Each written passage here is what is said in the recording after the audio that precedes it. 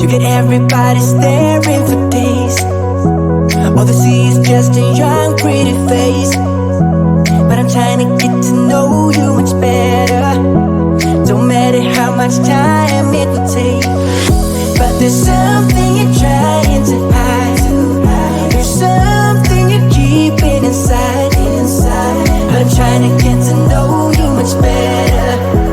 Don't matter how much time it will take. I just can't give up.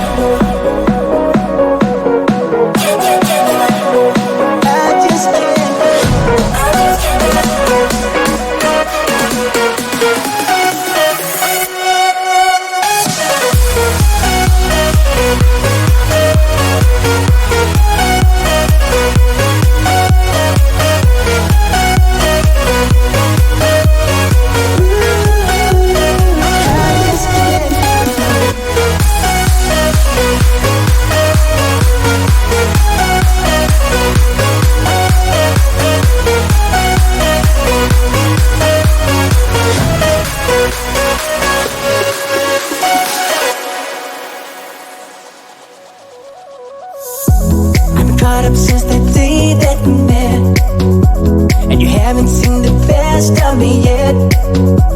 There's nothing like you and me together, and your eyes have been so hard to forget.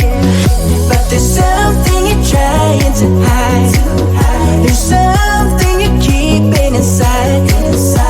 But I'm trying to get to know you much better. It don't matter how much time it takes. I just can't give up.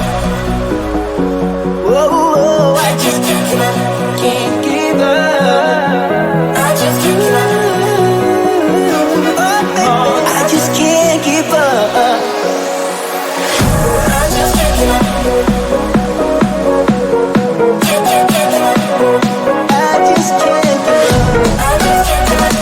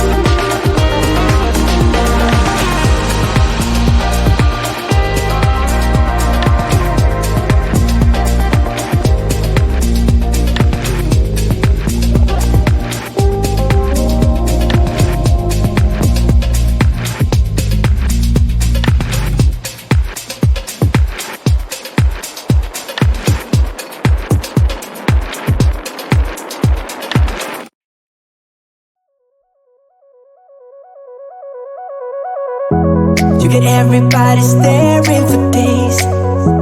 All they see is just a young, pretty face. But I'm trying to get to know you much better. Don't matter how much time it will take. But there's something you're trying to hide. There's something you're keeping inside. But I'm trying to get to know you much better. Don't matter how much time it will take. I just can't get up.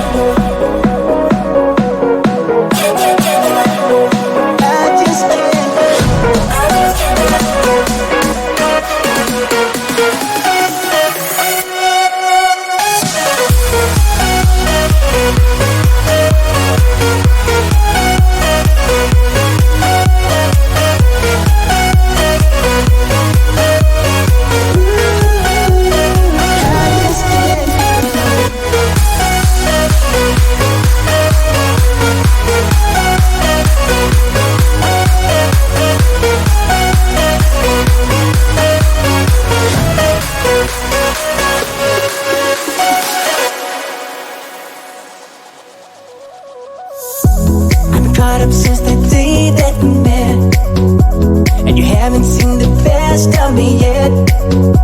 There's nothing like you and me together, and your eyes have been so hard to forget. But there's something you're trying to hide.